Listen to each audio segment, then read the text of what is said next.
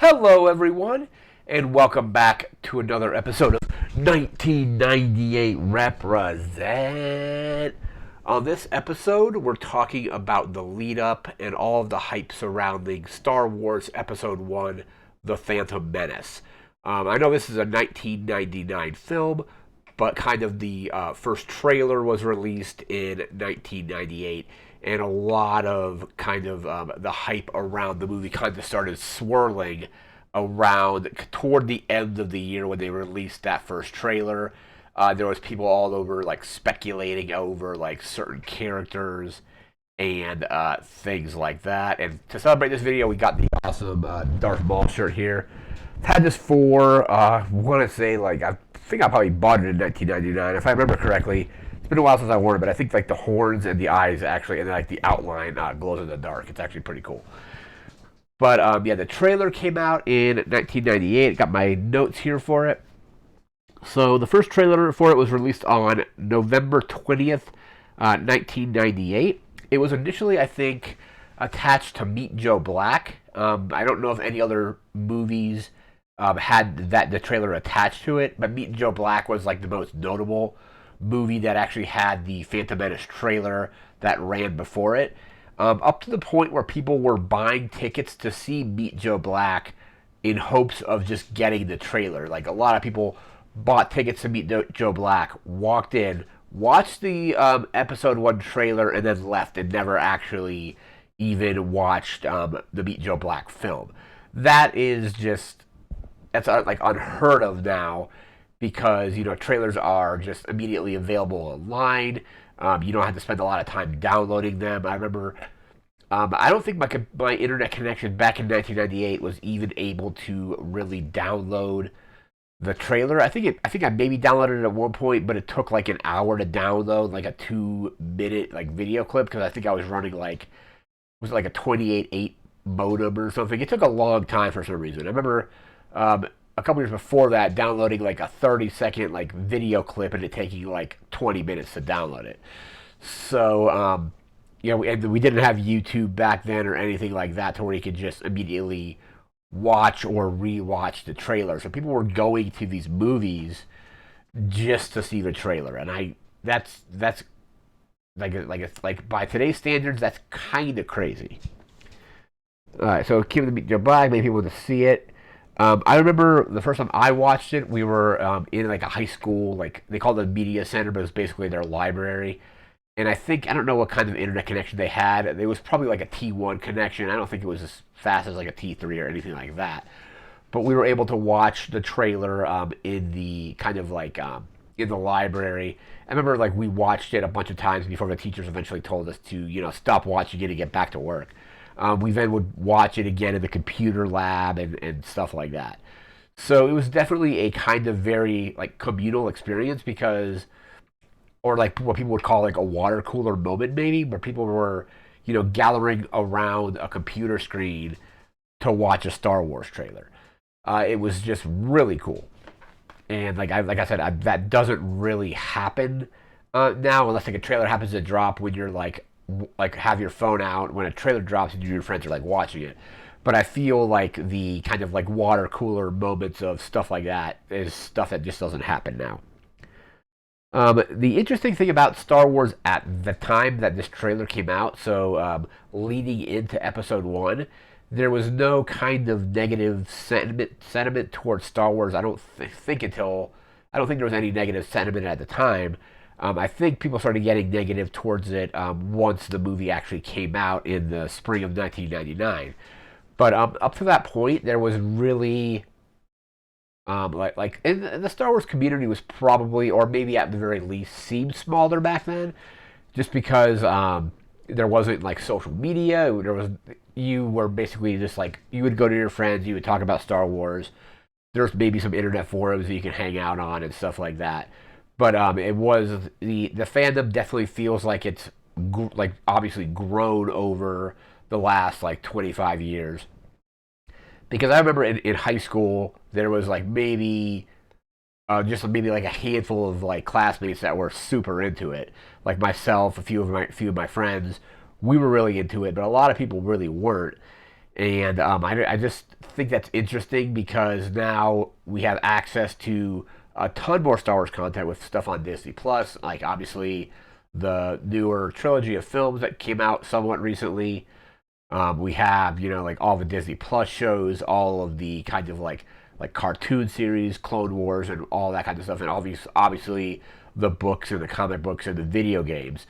We still had comic books, novels, and video games back in the '90s, but it was definitely a lot less, and you really didn't have something for everyone. It was like, hey, these are the newest Star Wars books, read them. But now there's like a Star Wars. If you want a Star Wars book that focuses on, like the sequel trilogy, you got that. You got stuff that focuses on Clone Wars. You got it's definitely caters to a lot more people now than it did back then. So I think that's one thing because it was a new Star Wars thing. We hadn't had a new Star Wars movie, like a proper Star Wars movie, since 1983. There was like a couple cartoon series like Droids, I think, or was it Ewoks and Droids in the 80s, but there was no official like movie or anything like that from Return of the Jedi until Episode 1. So when this trailer dropped, it was huge because we had waited so long to get this movie, and they had been teasing the prequels. I want to say the first time I remember seeing like an article about it on like the Star Wars, I think it was like StarWars.com or something, and it was some concept art of Coruscant, and that was back in like 1997. So they were like showing like little like teaser clips and things like not teaser clips, but like concept art and stuff like that.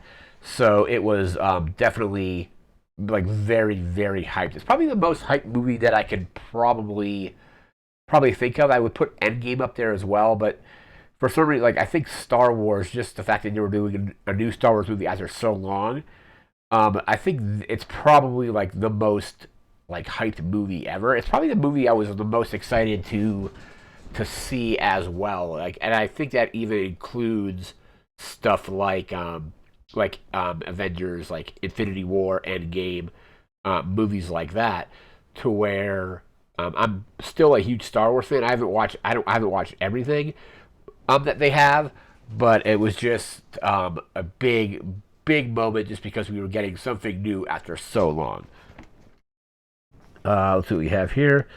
And like I said, and the negativity around the franchise wasn't there yet. We wouldn't get that until the movie actually came out, unfortunately. But what else do we have here? So we had novels. We have, if you look over, let's see if I'm pointing it that direction, we have an awesome poster. One of my favorite like teaser posters ever because it's got, it's just says Star Wars Episode 1. You have Anakin there, and then the literal foreshadow of what happens to Anakin throughout the course of that trilogy. And that teaser poster is just one of the coolest posters ever. It's very simple. It's just like Anakin in his shadow, but the shadow is of course Darth Vader. It's an awesome poster. We had I remember also having, I still have them somewhere. There were preview figures that you could get where I think there was a Mace Windu and the Stap, which is the battle droid, kind of like little like floating like gun platform that they fly around on in Naboo. Those got released, I think, in 1998 because I got the Stap for Christmas that year. But I think the Stap you can just get in stores. But I think Mace Windu was a thing that you had to like mail away for. I could be mistaken that because I remember mailing away for the Mace Windu then and getting that. And a year before that, they did the Ghost of Obi-Wan Kenobi thing. I think it was like a Frito-Lay like promotion where you did like buy a bunch of bags of chips and cut the coupon or the proof of purchase off and mail it in, and you basically got a clear, somewhat transparent Ghost of Obi-Wan. And it was literally like the same mold as the Obi-Wan figure that Hasbro, or I think it was maybe even still Kenner, but it was owned by Hasbro. It was literally the same mold as the Obi-Wan figure. It was just like literally blue plastic. It's kind of cheesy, but it's kind of cool too. So we got the preview action figures, and then when the trailer actually came out, I remember like people like going over the trailer with like a fine-tooth comb, trying to figure out like who's who. I remember when Darth Maul showed up, people were thinking. I think Deveronian is who people were. Some of my friends were assuming it was a Deveronian. Let me actually take a look at that. Because I think the Deveronian shows up in. I think the first on-screen Deveronian is in the cantina in episode 4. I could be mistaken, but I think that is the Deveronian. Yeah, so I believe it's a Deveronian. One of my friends was thinking that was a Deveronian, even though Darth Maul's horns are definitely smaller than Deveronian horns. So people were just going through the trailer trying to, like, of course, like, overanalyze, like, every frame, just to kind of maybe put together some details about the movie. And it was just a really cool time because, like, the movie, like I said, the movie didn't come out until May of 1999, but this trailer dropped in 1998, and it was because I remember when they dropped the trailer for episode 7. I think it was like during like Thanksgiving weekend of like 2014 because it was like a year out because the normally Star Wars movies used to come out in May, and then when Disney they switched over to Disney, they were the all the mainline sequel trilogy films came out at Christmas. So they put out the trailer for The Force Awakens, and I remember it being pretty cool. But I remember definitely being much more excited when the trailer for Episode 1 came out.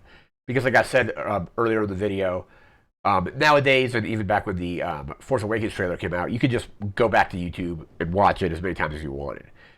You had to have like a decent internet connection back in the 90s to like have these to watch these trailers, and they were usually in like real bad quality. It may have even been like real, like what was it, like real video player quality or something like that. So it wasn't great, but it was still, it's still one of my best memories of just when that trailer dropped. Like all my friends in high school, we went to the computer lab in the library and watched that trailer multiple times. And then when they did the second trailer a little bit later on, we did the same thing for that trailer because that came out. I want to say it was like I think it was like November for the teaser trailer, which was the original one, and then I want to say they did the other trailer in March of 1999, the one that actually like revealed a little bit more about what was going on in the movie. But it was just a great time. I think that's going to do it for this video. We'll be back again in a few days. We'll probably be doing another video game video or a computer game of some kind. But that's going to do it for now. So remember to like, comment, share, and subscribe. We'll see you again next time. Thanks again for watching. Take care and have a good one.